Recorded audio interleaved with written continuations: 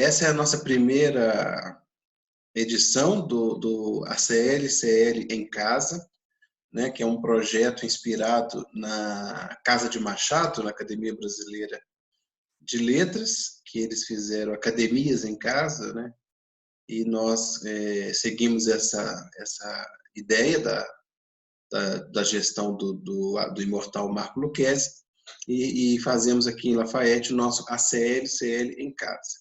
O primeiro convidado é o membro efetivo da CL-CL, Dr. Carlos Reinaldo de Souza, que assumiu a presidência executiva da entidade após o falecimento do fundador da CL-CL, Alberto Libânio Rodrigues, em outubro de 2000.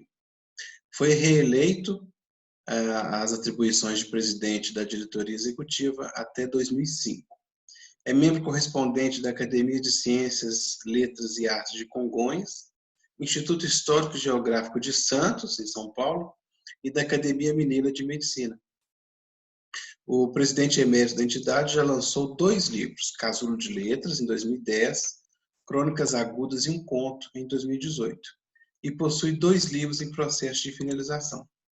Fazendo um acréscimo aqui à biografia do nosso imortal, ele também exerceu a função de presidente nacional da Capaz e presidente regional da mesma entidade.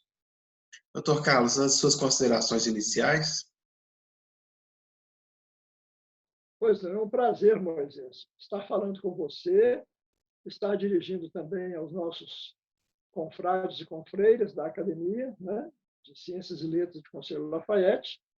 E essa oportunidade é muito rica porque estamos vivendo uma época de ausência de contatos, né? E você está propiciando esse contato. Isso é muito positivo. Meus parabéns pela sua iniciativa. Nós que agradecemos aqui a sua presença e a atenção do senhor para com a nossa academia, né?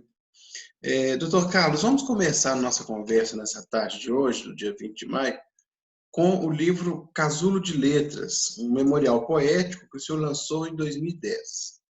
Esse livro, o senhor revisita as suas memórias de infância, de adolescente, de estudante da escola de medicina.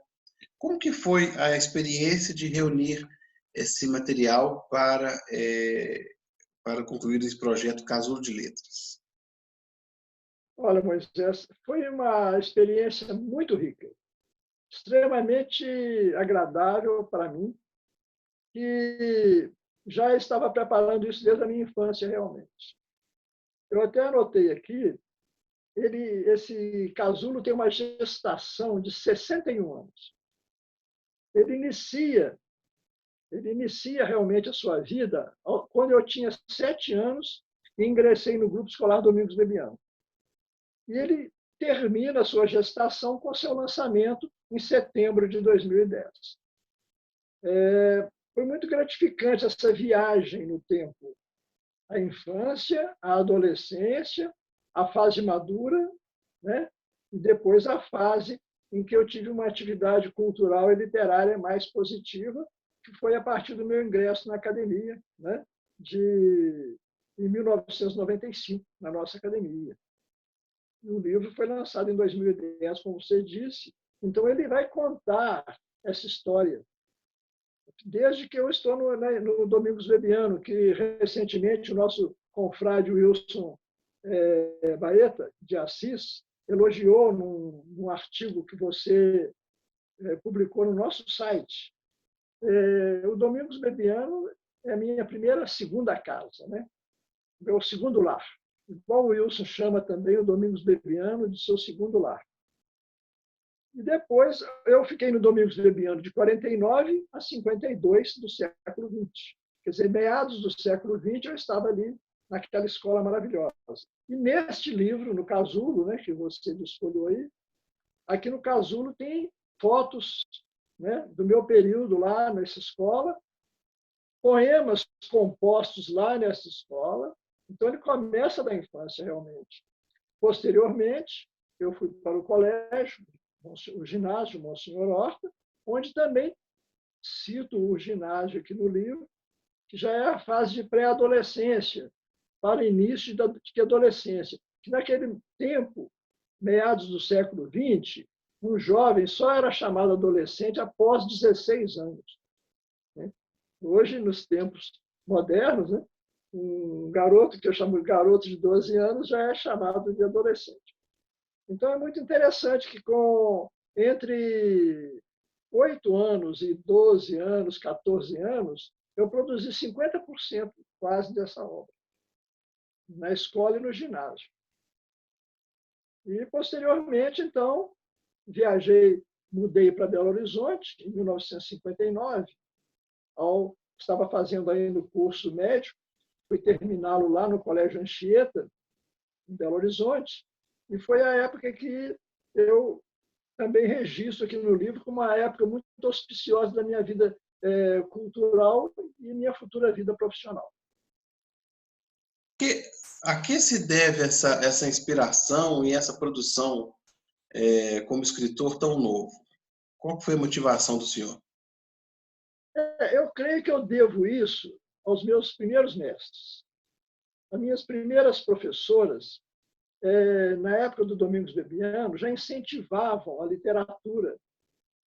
Impressionante, Moisés. Eu me lembro que na minha sala de aula nós tínhamos uma biblioteca. Imagine, cada sala de aula do Domingos Bebiano tinha uma pequena biblioteca que era organizada pelos alunos. A professora apenas coordenava e ela formava os chamados clubes de leitura. Na minha sala chamava Clube de Leitura José de Anchieta. E o clube de leitura eu cheguei a ser presidente, fui tesoureiro, fui secretário. Então, já naquele tempo, ensinava seus alunos a participar de entidades coletivas e ensinava-se o gosto pela leitura e também pela escrita. A professora lia histórias em sala de aula, nós fazíamos pequenos teatros em sala de aula. Isso era muito importante e eu acho que foi aí a raiz da minha ideia de escrever mais. Nesse livro Casulo de Letras, qual é a poesia que o senhor mais gosta? Se eu puder ler para nós. Eu acho o seguinte, esse Casulo de Letras, eu tenho muito xodó com ele, porque ele fala da minha parte mais agradável da minha vida. Então, eu diria para você que tem poemas que eu destaquei aqui. Ele é dividido em 5 partes, Moisés. A primeira parte são reminiscências da infância e adolescência. A segunda parte são cartas familiares. Eu achei interessante colocar essas cartas aqui para mostrar que, naquele tempo, a falta da comunicação cibernética, né, da comunicação digital, a gente fazia por cartas. Então, eu publiquei 10 cartas a meus pais, a minha professora, a minha esposa, e até carta de um amigo que eu recebi, eu publiquei para mostrar aos leitores como que, naquela época, né, as pessoas se comunicavam de uma forma muito afetiva e muito positiva também. Claro. A terceira parte do livro é 500 poemas. Uhum. Essa parte aí, ela vai de 56, né, a 2009, até um ano antes mesmo de eu publicar o livro. Essa segunda parte, essa terceira parte, aliás, que são poemas diversos,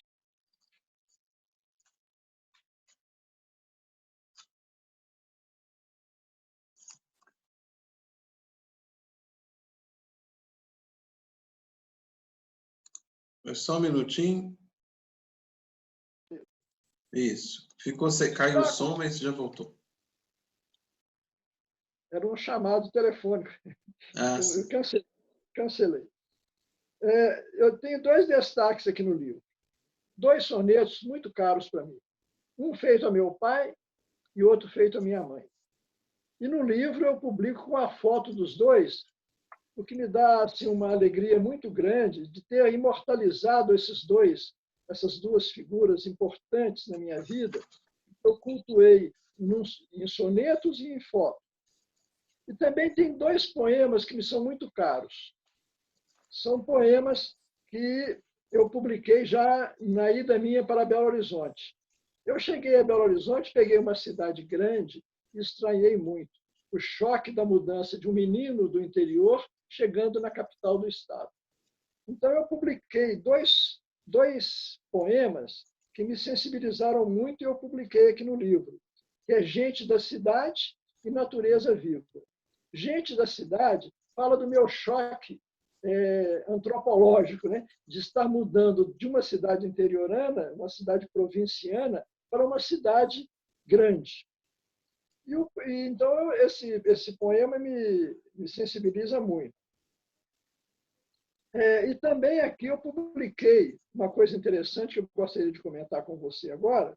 Sim. Poucas pessoas, talvez meus leitores nem saibam muito disso, é que aqui eu publico 3 estrofes falando sobre a minha família, o lado materno e paterno, os Reinaldos e os Dias de Souza. Por que eu fiz isso? Porque o Libânio, nosso presidente, fundador, ao escrever os Queluzíadas, no seu canto 9 de seu livro, ele decanta, ele canta as famílias de nossa Queluz de Minas e nossa Lafayette. E, por uma razão ou outra, que ele talvez não sei se foi uma questão de pesquisa, ele não mencionou os Reinaldos e nem os Dias de Souza, apesar de ter nomeado os Souzas, mas que não pertencia ao meu ramo familiar. Então, eu fiz essas 3 estrofes e mandei para ele. Aliás, entreguei pessoalmente para ele em Belo Horizonte. E o Libânio ia aproveitar, ele gostou da ideia, me pediu desculpas e ia aproveitar ao publicar o Queluzíadas. Infelizmente, veio a falecer, como você disse, no ano 2000, e não publicou. Mas acontece um fato interessante, que em 2003, o nosso confrade Alex Milagre, né, que foi inclusive presidente de nossa entidade, ao publicar a 5ª edição do Queluzíadas, introduziu essas 3 estrofes no livro. Não no texto do autor, é claro, porque o autor havia falecido, mas ele colocou como uma curiosidade. E assim, o canto 9 do Queluzíadas foi assim enriquecido, entre aspas, né, com mais 2 famílias que não constavam da relação de famílias tradicionais da nossa região. Então, são esses os destaques que eu faço e que o leitor talvez não tenha percebido, né, esse lance aí de uma providência no sentido de cobrir uma lacuna, né, no livro Queluzíadas. Sobre o casulo de letras aqui, eu achei muito interessante a organização que o senhor colocou no livro, a maneira que o senhor trata das suas partes, das suas experiências de vida, né, que o senhor coloca aqui, e também alguns registros da nossa academia, né, que o senhor fez questão de perpetuar no livro, como, por exemplo, a visita do professor Bonifácio Andrada, né, foi deputado federal, a visita dele à nossa academia, algumas reuniões que o senhor presidiu, né? Eu achei muito interessante também essa parte no livro, que o senhor trata da memória da nossa entidade, né?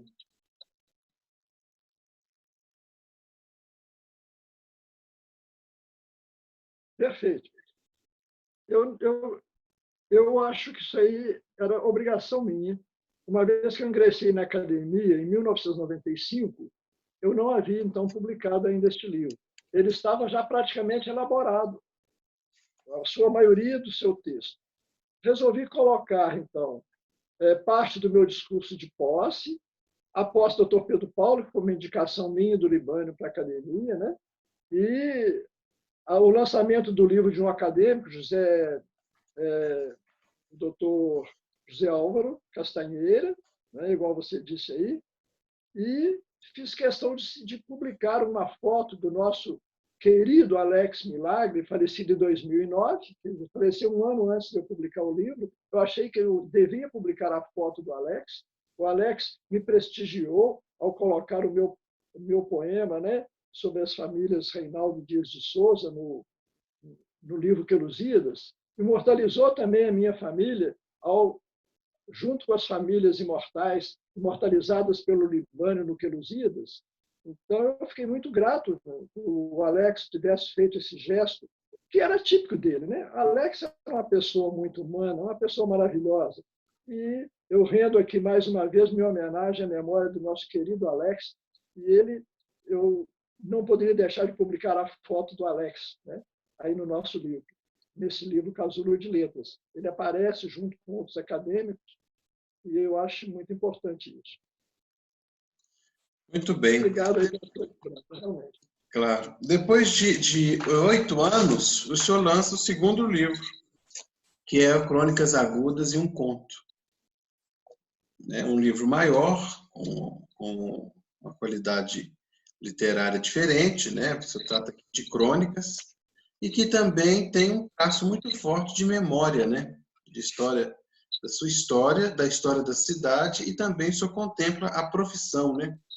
A profissão de médico aqui, contando também algumas experiências sobre essa vida acadêmica à parte que o senhor mantém também, né? O senhor também é um acadêmico da medicina, né? Um pesquisador. Ok, Moisés. Antes de passar a falar de crônicas agudas, eu gostaria de só fazer um encerramento sobre o casulo. Eu fiz questão de contar o número de poemas que o Casulo traz. Um livro de apenas 130 páginas, Moisés, traz 173 poemas. Quer dizer, conseguimos colocar no livro quase 200 poemas.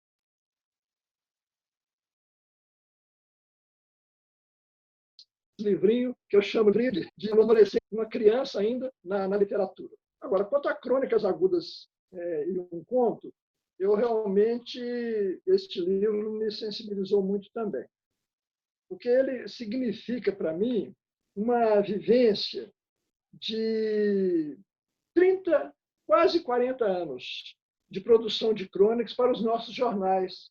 Ele começou, as crônicas eu escolhi aquelas a partir de 1980. Por quê? Foi a data que eu retornei de Belo Horizonte. Eu fui para Belo Horizonte em 1959, no século XX, e voltei no final do século XX, em 1980, para Lafayette.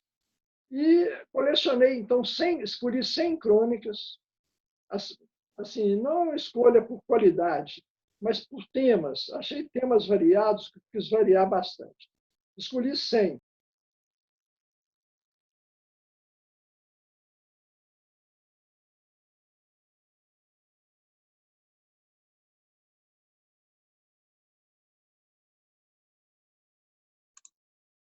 O microfone está desativado.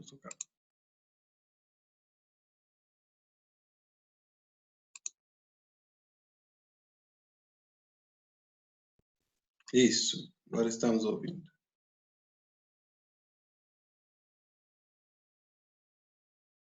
Estamos ouvindo agora? Está me ouvindo?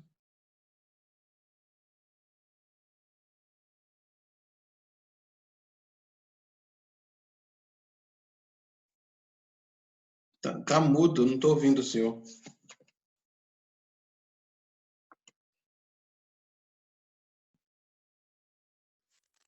Pronto. Pode Está falar. ouvindo? Sim. Bem, então, voltando a Crônicas Agudas. O título primeiro do livro era 100 Crônicas Escolhidas. Mas eu nutria por um conto que eu fiz quando adolescente. Na verdade, ele começou elaborado na infância também. Eu era menino ainda no bairro São João, onde eu morava com a minha família. Eu comecei a escrever lá, a rabiscar um conto. E esse conto, chama História de Caçadores, eu resolvi imortalizar no livro. Por quê? Porque ele fala uma parte, ele cita uma parte importante da minha infância e é uma descrição da vida na comunidade lafaietense no meados do século XX. Então, eu resolvi transcrever esse conto. Então, eu retirei 10 crônicas, resolvi publicar 90 crônicas e esse conto, que é a história de caçadores, como você disse. Então, a escolha das crônicas foi baseada na minha a minha militância junto nos jornais da cidade, inclusive o Panorama, né, que pertenceu à academia, né, o Panorama Cultural, que foi editado pelo Libânio. Então, essas crônicas foram produzidas todas entre 1980 e 2010. Esse processo de escolha desse material, eu imagino que não tenha sido muito fácil, né? Eu peguei pelos jornais e comecei a ver quais aquelas que seriam mais interessantes publicar, pelo seu tema. Porque você veja bem, aqui no início do livro, eu entro umas notas explicativas, né? Eu falo aí que elas foram escritas no final do século XX, né? A partir de 80. Né? Somente duas crônicas, entre aspas, estão publicadas. Uma é uma carta que eu escrevi para minha atual esposa na época, né? Minha namorada, em 1968. E o outro é uma composição infantil que eu fiz no ginásio, nos anos 60, que é chamado Monólogo da Rosa Diante de Júpiter. Essa crônica eu destaco como talvez a mais que eu tenho mais carinho por ela, porque ela fala de uma época em que eu era um menino ainda sonhador e durante uma tempestade, olhando pela fresta da janela, eu vi tinha um jardim em frente à minha casa e eu via as flores enfrentando a tempestade. E eu, naquele momento, eu imaginei como se as flores estivessem reclamando da natureza, a inclemência da natureza. Passou. Quando eu estava no ginásio, um professor de português, todo mundo conhece aqui, doutor Astor Viana, pediu que escrevêssemos uma redação, que naquele tempo chamava-se mais composição. Né? Chamava-se composição. Uma composição com o título de Monólogo da Rosa Diante de Júpiter. E eu me lembrei imediatamente daquela rosa, daquelas flores durante a tempestade. E eu imaginei a rosa pedindo a Júpiter que parasse, né, aquela tempestade e tivesse clemência. Né? E essa crônica ela me é muito cara, porque ela é um ponto de união entre a minha infância, uma infância inocente aqui em Lafayette, com a minha já fase madura de um acadêmico, onde eu ia publicar um livro e eu queria escrever algo que me ligasse ao passado de uma forma muito forte. E essa crônica, para mim, que não é, então, eu estou dizendo, não é uma crônica, né? Foi uma composição e que eu deixei como prova de que esse monólogo da Rosa aí fosse um depoimento, mais um depoimento de uma criança, de um adolescente. Ok? Aí eu destaco outras crônicas, mas essa foi a mais, em termos de sensibilidade, foi aquela que mais me aproximou, né, do meu passado. E existe também nesse material do senhor vários fatos históricos, né, que o senhor resgata, frutos de pesquisa, né, situações assim inusitadas, né, que o senhor coloca no livro e que o livro acaba virando também uma fonte de pesquisa muito importante, né? Exatamente. Você imagine, eu destaco nesse livro várias crônicas que são interessantes na vida dessa nossa comunidade. Porque a crônica, eu diria assim, que a crônica é uma história em gotas. É uma história de um povo, é uma história de uma nação, é uma história de uma pessoa, é uma história de uma cidade em gotas. Esse livro de crônicas que eu escrevi, ele fala de Lafayette e você veja bem, apesar de eu chamar de agudas, porque algumas delas são críticas à cidade, às suas condições de precárias de algumas coisas, mas mostra muito o amor que eu tinha à nossa cidade ao tentar corrigir coisas erradas que estariam comprometendo a boa imagem da nossa cidade. Então, eu cito vários momentos da nossa vida de Lafayette. E como eu vivi quase 20 anos em Belo Horizonte, eu introduzi uma crônica dedicada a Belo Horizonte, que eu chamo de Minha Cidade adotiva. Eu tenho um grande amor por Belo Horizonte, foi onde eu me formei, foi onde eu vivi, onde eu me casei, tive as minhas filhas, né? Das 4, 3 nasceram em Belo Horizonte. Então, eu faço uma crônica a Belo Horizonte. E encerro o livro com um conto, né? Que eu te falei, que é a minha vida dentro desse livro, é uma parte da minha vida que está vivendo dentro do livro. Apesar de ser um conto muito simples. Um destaque, né, Moisés? Ele recebeu um 4º prêmio, né, que me deixa muito honrado, da nossa academia. Ele foi premiado num concurso literário em 4º lugar, em 1900, não, em 2000, deixa eu ver. O conto foi premiado em 1995, né, no concurso literário que você acaba de reabilitar, né? Estava parado. Você, parabéns mais uma vez a você por ter reabilitado o nosso concurso literário. Então, ele foi publicado na antologia de 95, então ele foi premiado em 94, no concurso literário de 94. Outro fato também, né? claro, claro. Outro fato também que eu chamo a atenção no livro é a importância que o senhor dá para a academia, né? O senhor coloca aqui também fatos da nossa academia, como uma crônica sobre os 20 anos, né, do nosso sodalício. É muito bonito ver esse amor que o senhor tem pela entidade, né, e essa preocupação que o senhor mantém em sempre preservar a memória dela, né, nos trabalhos que o senhor realiza. Isso é muito bonito e merece ser destacado aqui nesse vídeo que nós estamos gravando, né, para a comunidade. Ok. E uma crônica que eu destaco também é o retorno, a segunda crônica. Depois do monólogo vem o retorno. O retorno, é a segunda crônica publicada, fala da minha volta a Lafayette. É uma coisa muito, muito sentimental para mim, o momento que eu retornei à minha cidade. Eu vou dizer a você, e digo para todos os meus companheiros da academia, e para toda a comunidade de Lafayette, foi o momento talvez mais grandioso da minha vida. Tão importante como um segundo nascimento. O dia que eu retornei à minha cidade, com a minha esposa e 4 filhas, para morar na cidade que me deu a luz, de onde que eu nasci. Né? A cidade que me amparou nos primeiros anos e aonde eu vim terminar a minha vida, né? Terminar os meus dias. Então, essa crônica, O Retorno, ela fala muito fundo ao meu coração também. Obrigado pela oportunidade de eu fazer esse depoimento. Quem tiver o livro, é uma edição esgotada, né? Tem alguns exemplares ainda, finalmente, na livraria aqui na rua Homero Seabra. Grife. Na Grife. Qual que é?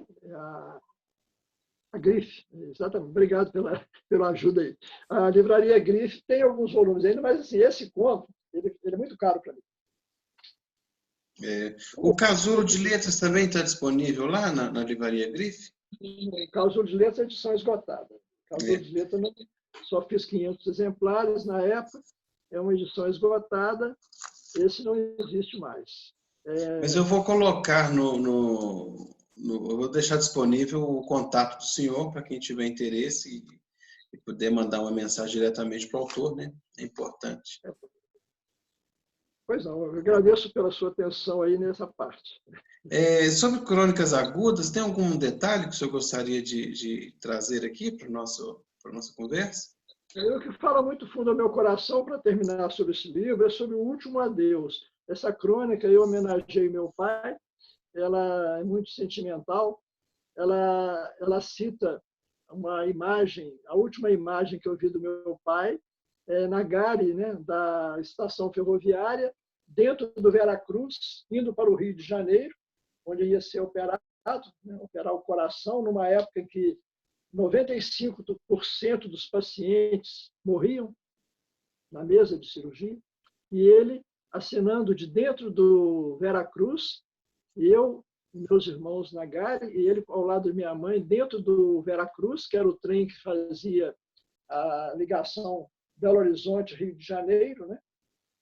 Onde ele acenou para mim pela última vez, o seu último aceno. E foi a última vez que eu vi meu pai, faleceu aos 39 anos de idade. Eu era um adolescente de 16 anos e foi muito traumático aquele momento, mas foi um momento muito sentimental para mim, né? Foi a última vez que eu vi meu grande ídolo. Eu homenageio aqui num dos sonetos, né? O homenageio também, né? Essa despedida foi muito cara para mim, certo?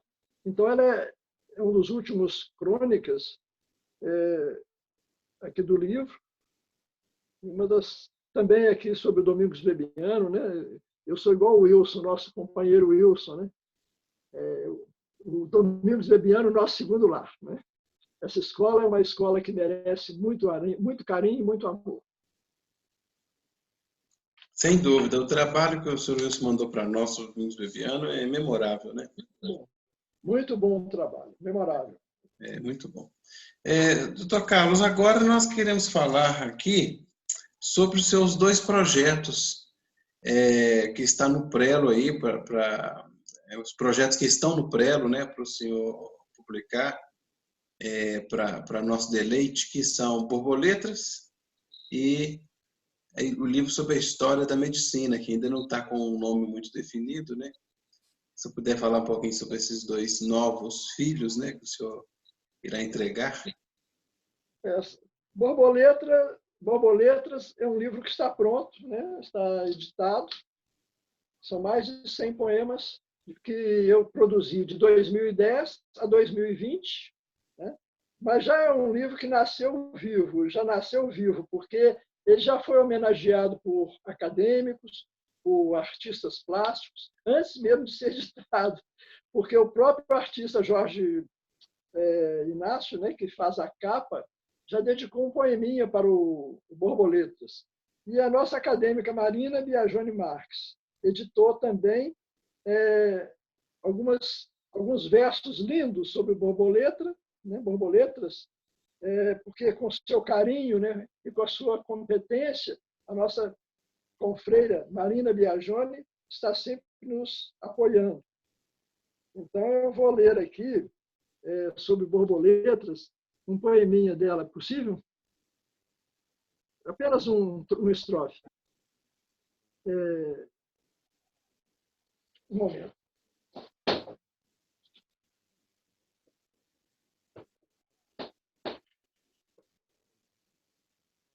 Escolhe a borboleta esvoaçante um berço tenro para a sua cria, e o ovo deixa desolado e arfante, pois o filhote não conheceria. Eclode a larva que se faz crisálida, já preparada para a hibernação, órfã, ansiosa, amedrontada e pálida, tecendo os fios da própria prisão. Aos poucos o casulo vai surgindo e ali naquele ateliê divino a borboleta vai se colorindo. Rompe o casulo que a beleza oculta, secam-se as asas ao sol matutino e alço voa a borboleta adulta. Ela me faz essa homenagem em 2010, no lançamento do casulo, mas já homenageando o borboletas, né? Porque são as borboletas que nascem após o casulo. Então, ela, como poetisa... Preciosa, né? Com a academia, com... Muito preciosa conosco. E ele... Predomina nele sonetos e trovas, muitas delas premiadas no concurso da academia, concurso literário, na Capaz, na Helvétia Edition e na Divina Edition. Alguns, inclusive, publicados em línguas estrangeiras, né? Alguns lançados em Portugal, alguns não, um deles, né? Um dos sonetos lançado em Portugal e vários lançados na França, né? Em 2007 e 2003. Né? Então, agora esse livro já são poemas mais adultos. Eu já de uma fase mais amadurecida, eu acredito que Borboletas vai agradar mais em termos de qualidade literária. Espero que sim, né? Devo editá-lo ainda esse ano. Espero editá-lo numa reunião da nossa academia. Sem dúvida, será um prazer para a nossa entidade ajudar na promoção do lançamento desse livro. Mas a qualidade literária está presente em todas as obras, né? Isso aí já é fato. E também isso destacou um fato importante, que é a sua produção também estrangeira, né? O senhor já participou de algumas obras coletivas na França e em Portugal, né? Sim, alguns poemas que serão publicados agora em Borboletas, inclusive alguns em língua francesa, sairão como lançados em Paris, né? No festival, né, de literatura, né, no encontro lá no 33º, sairão neste livro. Espero que os acadêmicos gostem, que a população, os amantes da literatura, sobretudo dos poemas. São sonetos mais amadurecidos, acredito que serão mais bem aceitos, né? De qualquer forma, ou seja, deixa um pouquinho do sentimentalismo, né? Embora o sentimento está presente ali, mas são menos emocionais e um pouquinho mais apurados em termos de qualidade literária. Espero que agrade. Muito bem. Doutor Carlos, e o senhor tem um quarto livro também, que já está fazendo uma pesquisa muito extensa, né? Que é um livro sobre a história da medicina. Esse livro é um livro que eu estou muito curioso para conhecer essa obra, e eu imagino que ela vai ser de um grande valor para a história, né, de nossa cidade e região. Se eu puder falar um pouquinho sobre esse processo de pesquisa, escrita. Sobre a história da medicina, será minha última obra literária. Com ela eu quero coroar minha vida cultural e também a minha vida profissional. Ela compreende pesquisas feitas no Museu Perdigão sobre a medicina no início do século XX, aqui em Lafayette, período de 1901, sobretudo, a 1950, no museu. Depoimentos de mais de 50 médicos trabalhando aqui na região, alguns que já trabalharam, já não trabalham mais. Então, está em fase de levantamento de dados ainda e de estruturação. Mas esta obra é uma obra que me enche de alegria e, ao mesmo tempo, de responsabilidade, porque eu vou falar 120 anos de medicina, não só na nossa cidade, Lafayette, né? E Queluz de Minas e Lafayette, mas de toda a região. Vou citar as cidades, por exemplo, Congonhas, na época, pertenciam ao nosso município. Então, os médicos que atuaram em Congonhas no início do século, como Ouro Branco, né? Itaverava, Catas Altas, esses médicos que foram para essa região aqui de Lafayette e que depois se desmembraram como cidades, essa história tem que ser contada realmente, né? Os pioneiros, né? Os médicos pioneiros de várias especialidades, Moisés. Eu acho importante citar isso, inclusive, eu estou numa fase ainda de dúvida se eu vou fazê-lo como uma história em fase cronológica, de um modo geral, ou se eu vou fazer cronologicamente por especialidades médicas. Por exemplo, o primeiro cirurgião que chegou, o primeiro cardiologista, o primeiro pediatra que chegou em nossa região. Ou se eu vou fazer a história ano a ano, décadas, né, por décadas talvez, de 1901 a 1910, de 1911 a 1920. Então, vou fazendo assim por décadas, e à medida que os médicos e os especialistas foram se radicando em nossa região, eu vou citar, com depoimentos dos próprios médicos, aqueles que são vivos ainda, né? E depoimentos de alguns que já morreram, como o doutor Pedro Paulo, o doutor José Álvaro Castanheira, que são nossos confrades da academia, né? Que já morreram, mas que deixaram depoimentos gravações que eu fiz com eles, e também depoimentos escritos através de livros. Dr. Zé Álvaro com 3 livros, Dr. Pedro Paulo com 3 livros editados, né? E que contam também partes de história da medicina em nossa região. Então, vai ser, eu acho que, realmente um grande desafio. Eu sinto a grande responsabilidade que tenho. Quero produzir uma obra que seja uma obra, ao mesmo tempo, histórica, mas que seja agradável a leitura. É assim um tipo mais romanceado, talvez, uma história bem romanceada, bem estruturada, fiel à verdade, né? E à ética, e contando tudo. Acho que é um grande desafio que eu estou vivendo nesses dias. Nesses dias de pandemia, eu tenho trabalhado muito no livro, tenho tido mais oportunidade de sentir o grande desafio que tem pela frente. Esse livro em números, né? O senhor já tem uma quantidade grande, né? Quantas entrevistas que o senhor já conseguiu realizar, depoimentos? Eu sei que é um número expressivo. Eu tenho mais de 30 entrevistas feitas com colegas médicos. Eu tenho vários livros que estão aqui a minha, inclusive livros de outras cidades, a experiência de outras cidades, por exemplo, Divinópolis e Hipócrates, História da Medicina em Divinópolis. Então, esse livro, a autora, uma colega médica, a doutora Elisa, ela fala da história da medicina na cidade de Divinópolis, até onde a memória atingiu. Já no meu caso, eu quero falar especificamente de uma época, tanto que o título inicial do livro previsto seria História da Medicina em Queluz e Lafayette, nos séculos 20 e 21, porque ele vai pegar a história desde 1901 a 2020. Por que eu resolvi colocar as duas primeiras décadas do século 21? Exatamente para documentar toda a história da pandemia do coronavírus no século XXI. Eu não poderia escrever um livro de um século e depois omitir essa história trágica para nós, mas ao mesmo tempo desafiadora para a medicina, que é o Covid, né? Que é o coronavírus que está nos assolando ainda, está assolando o mundo, né? E a nossa cidade em particular. Então, eu estou pegando tudo sobre essa doença, estou registrando tudo no tempo que vivenciado, nós estamos vivenciando a pandemia. E ele será publicado integralmente no final do volume como um anexo, uma espécie de um adendo, né, à história da medicina no século XX.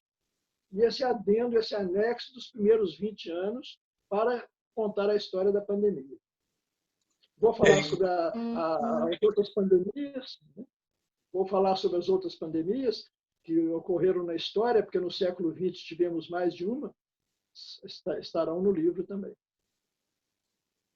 Inclusive, a academia montou uma comissão especial, né, a comissão médica, para ajudar a diretoria executiva a lidar com essa situação, né, porque nós vivemos uma necessidade de isolamento social, mas esse isolamento social não deve estender a um isolamento interpessoal. Então, a academia, inclusive, esse nosso momento que nós estamos aqui, é motivado pelas ações de isolamento social, dada toda a periculosidade desse novo coronavírus. Então, nós saímos do nosso contato físico e fomos para o nosso contato midiático através das mídias sociais, das redes de comunicação. Então, eu sei que o senhor também tem acompanhado essa discussão no âmbito da academia, né? Sugerindo, sendo consultor da diretoria executiva, de como a academia deve se tratar e se posicionar frente a essa necessidade de isolamento social, né? Eu quero te parabenizar por ter criado essa comissão de estudos. Eu tenho recebido muito a ajuda do colega confrade médico Elias de Lima, que tem feito uma pesquisa exaustiva sobre a questão da epidemia, né? Sobre o tratamento, sobre a polêmica que está se criando hoje com relação ao tratamento, às condutas, né? E também sobre a própria história da doença em si, né? Que a gente chama de epidemiologia, né? A parte do estudo do vírus em si, a origem do vírus, tudo isso muito, muito interessante, que seja registrado no momento histórico, que este momento vivenciado por nós, ele é precioso para a história, porque ele registra no tempo e na hora o fato. o fato. Nada que foi pesquisado, nada que foi buscado só na literatura, né? A vivência do dia a dia, do jornal, da televisão, do diálogo, né? Então, isso transferido para um livro de história, eu acho que enriquece muito o livro. Daí a minha grande responsabilidade de agir nesse momento também como historiador. Um historiador dentro da medicina. Eu sou membro correspondente da Academia Mineira de Medicina. E vou contar também com o meu apoio dos meus confrades lá de Belo Horizonte, para que me ajudem muito na revisão dessa parte bibliográfica sobre a pandemia. Eu te agradeço muito pela criação. Eu aproveito o momento para te agradecer.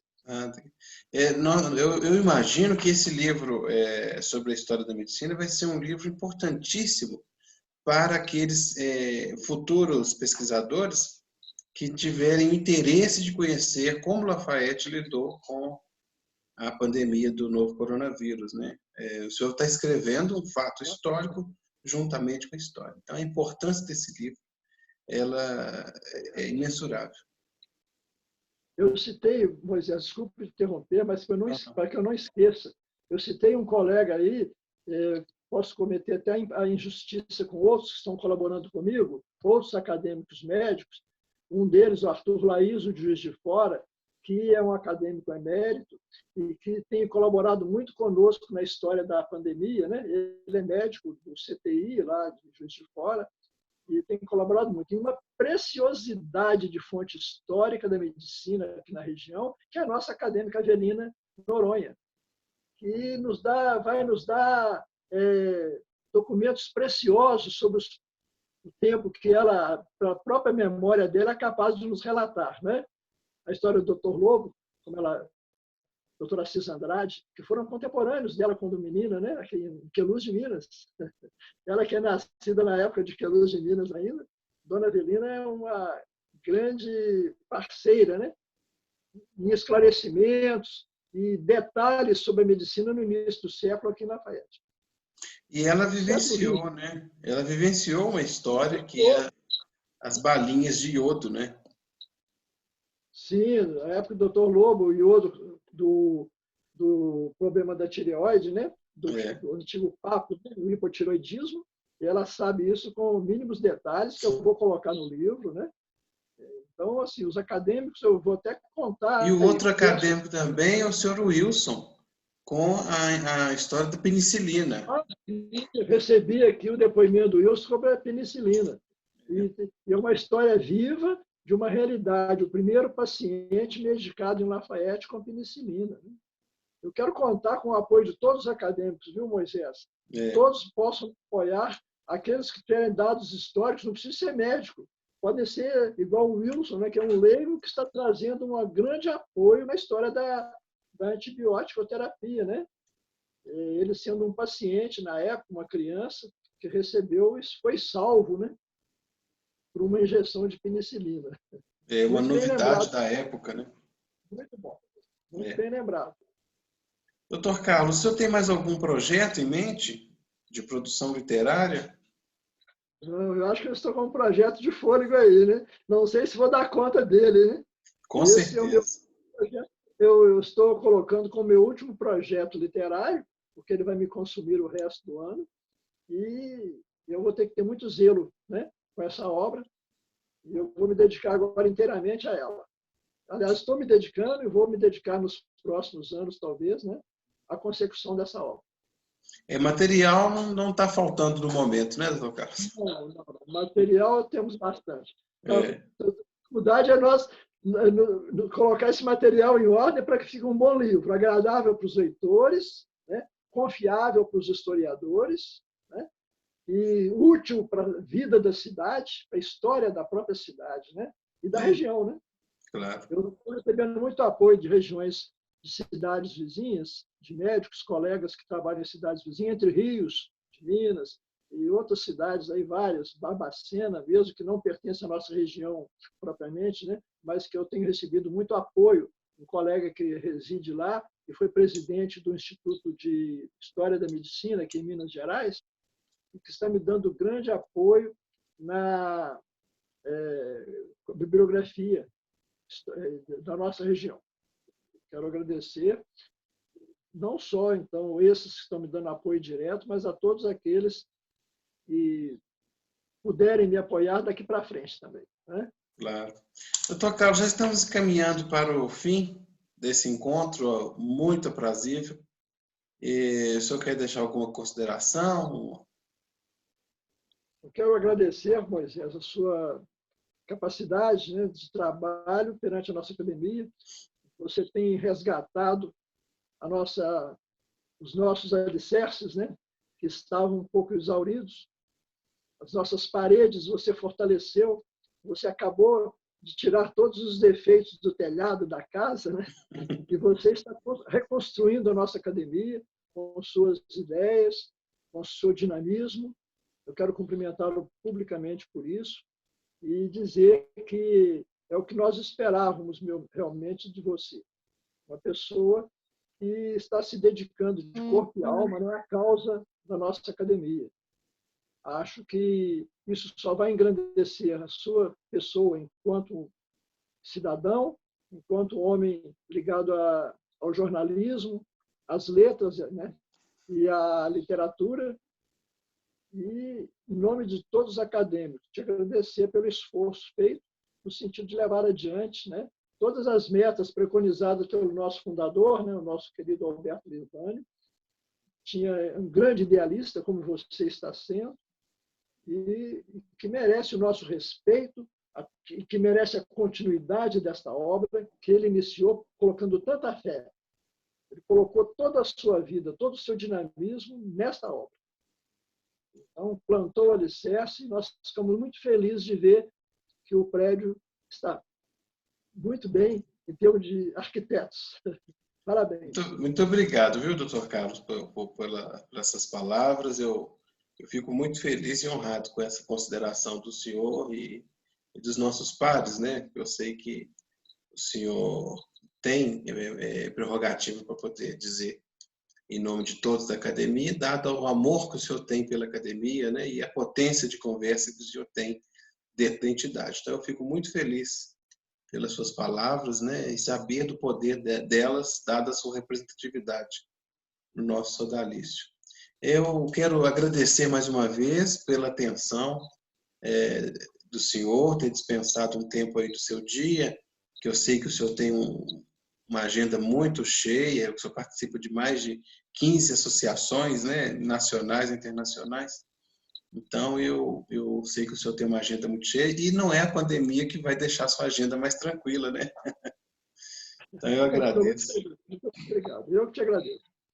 Agradeço muito a sua atenção de participar dessa primeira edição do ACL-CL em Casa, onde cada um, na sua residência, se encontra e debate um pouco sobre a sua produção literária ou científica. Nessa primeira edição de hoje, nós recebemos o confrade Carlos Reinaldo de Souza, membro efetivo da Academia de Ciências e Letras de Conselheiro Lafayette, presidente emérito da entidade, onde ele exerceu a função de presidente da diretoria executiva por 5 anos. Doutor Carlos, muito obrigado pela sua participação, muito obrigado pela atenção para conosco, viu? Sou eu quem agradeço, Moisés. Muito obrigado também.